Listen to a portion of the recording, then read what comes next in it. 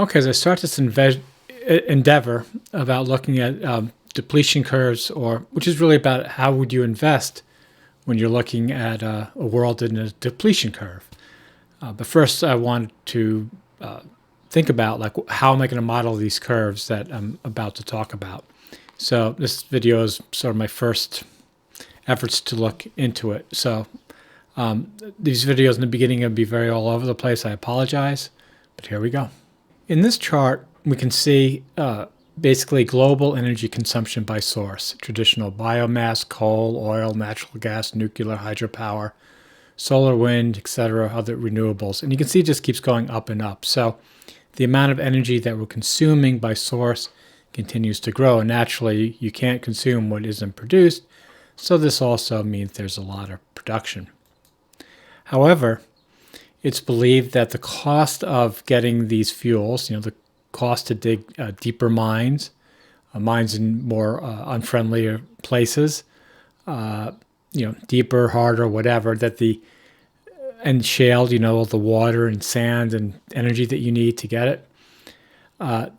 So this yellow is basically the energy required to produce energy. So all the energy required to get these resources out of the ground, from field oil to offshore and whatever, is going to increase, which is going to reduce what we're getting the production essentially. So this is just one model. Now, I don't know if it's right or not. This is obviously it's a pandemic, but according to these models, we're going to start to see a reduction in all forms of fossil fuel extraction in the next decade. Do you believe it? I don't know. Yes, I believe it, but who knows when? It could be 10 years, 20 years. 30 years, right? This period here, it might just extend like this for another 50 years. Who knows? One of the things that drives my thinking is the Matthews Island reindeer population. And there's a couple of these instances with deer or other animals where the deer were introduced onto Matthews Island in around 1944 because in World War II, they were like, well, if a ship gets stranded, we need to put some...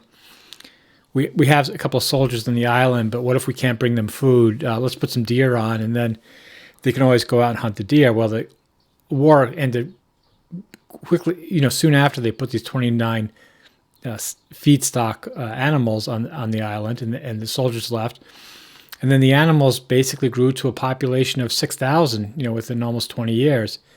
And then in the course of a year or two, they declined to 42 reindeer.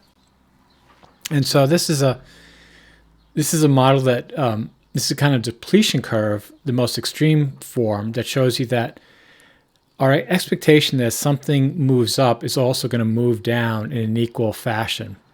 So our idea that we're getting all this oil and it's going to move up very slowly and then it will decline very slowly. If you look at something like this, which is an extreme case, no, it'll all of a sudden plummet. So getting back to this, it's quite possible that this will actually plummet like this, not go down slowly. Well, we don't know yet, but this is evidence for those who say that might happen. And this curve is basically, this curve here is just a genericized version of the Matthew Island reindeer experience, that if you have anything where you have consumption and you have a carrying capacity, as the carrying capacity goes down, and for the reindeer, it was lichen, I guess, stuff on the trees to eat. As that goes down, you get an overshoot where you start eating it way faster than it's regenerating, and then you have this crash. So that's what's happened with the reindeer. They're just eating up all the lichen and all the food that they can eat, and then they started eating the stuff that was growing, so that not only did they take away all the already grown, mature vegetables or lichen or whatever they eat. Sorry, I don't remember. They ate up all the young stuff. So at a certain point, there's no young stuff, no old stuff. It's just all gone, and that's why they all died. So this is sort of a genericized version of this. So the first thing I've tried to do is I want to model the Matthews Island depletion curve in a sense. Again, I know it's an extreme case. So here I have a model where it's a carrying capacity, and the carrying capacity in a sense when it comes to oil would be how much do we have in the ground of this, right? Oil or whatever. And then the initial growth, how we're growing, right? That would be the drilling of the oil, the growth rate. And then when we hit the collapse rate, which would be 14 years from peak, how quickly would it collapse? You can't just model this with one equation, right? So if you look at this equation, it's pretty complicated, right? So because it's actually doing like an if, like, if you have a max of this, do this, or otherwise do that. So it's not a simple equation. But anyways, you can see it does match pretty closely what this matches. So all's well and good if I want to use that formula. But the thing I don't like about about using a formula like this is that it's hard for me to keep track in my head what's going on. Do you know what I'm saying? Like I can't, it's just a complex formula, and you sort of have to keep in your head abstractly, mathematically, how all these parameters are related to each other. So I've been looking for a non-formula approach. And so here's like my first, pass at it. And the good thing is that here's that original chart, but here's my approach using this way, which I think is easier for me to understand, easier for others to follow, easier for my audience that I hope to have. So in here, I'm not using any of these things here. These are just copied over. This is the old formula. So in the new way of doing things, I'm like, okay, we have a population growth, right? It's going to be at 15%, let's just say. So every year we add the population growth. So we're just assuming that it's going that way.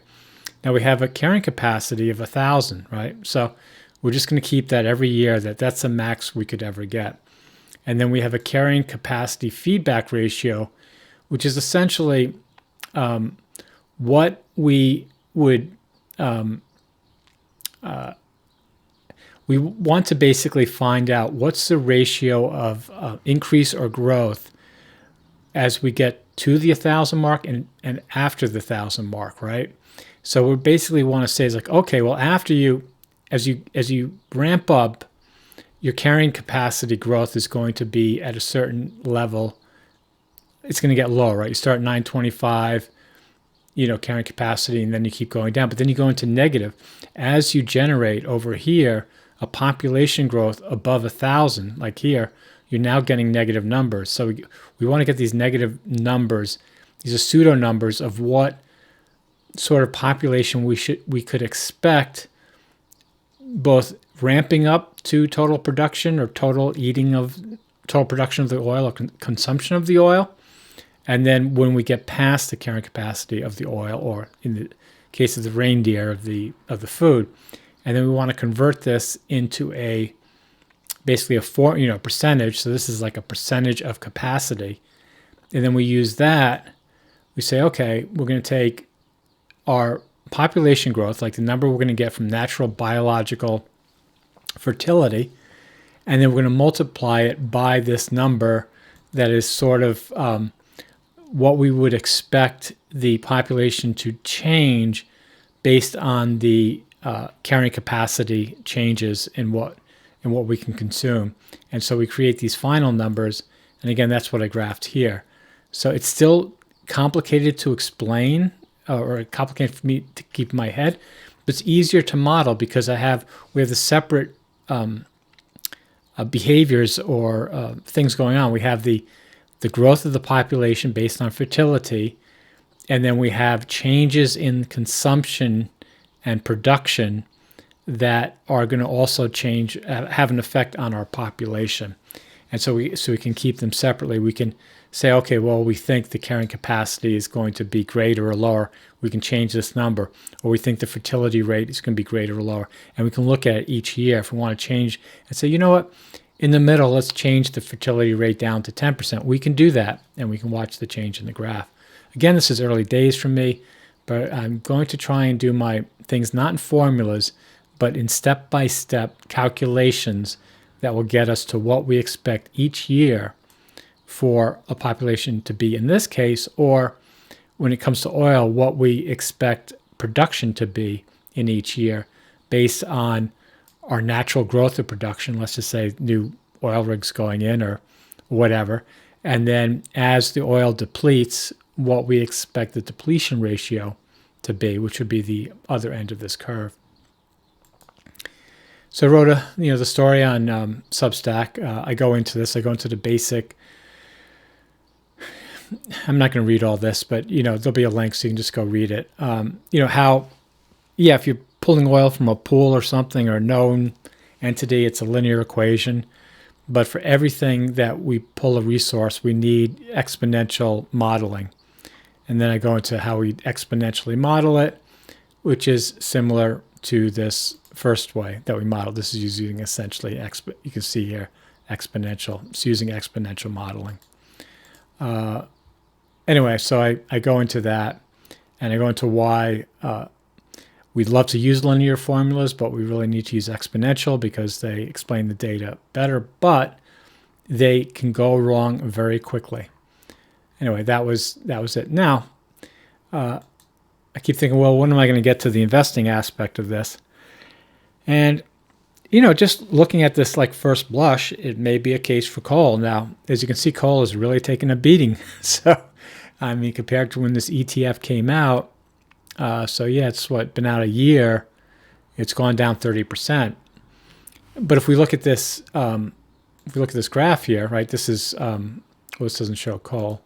So we have coal here. You can see that coal has leveled off. So if coal is leveled off and just starts slowly decreasing, I would think, because there's a misconception, or there's a question of whether new energy is replacing old energy or you're just adding on top of it. If you look at this, it's just adding on top of it. So I don't think that coal, we're going to burn through all the coal. So it's going to go like this, and it'll go down. It won't just stop and we'll say, oh, natural gas will take over, oil will take over. Each one adds on to the other. So if you believe that coal will continue, though it will decline, then as supply reduces, you would expect the price to increase. Of course, when that's going to happen, that's the big question, right? It's going to happen today, this year, next year, whatever year.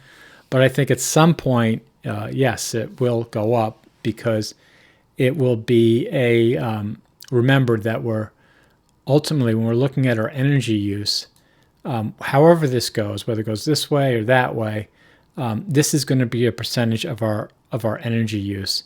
And because proportionally, it's a little bit smaller, but as gas decreases, because gas is in the growth stage, as it decreases, I think oil is already at its peak, so to speak. So as that decreases, then any decrease in these based on the total amount will still be proportionally more valuable if you're pricing in dollars versus supply, if that makes any sense. So I don't know. Yeah, maybe goal's it. We'll see. But there you go. Again, I'm not going to make any investment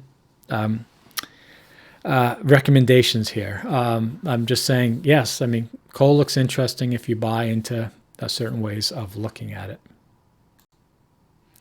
So thanks for watching. See you next time.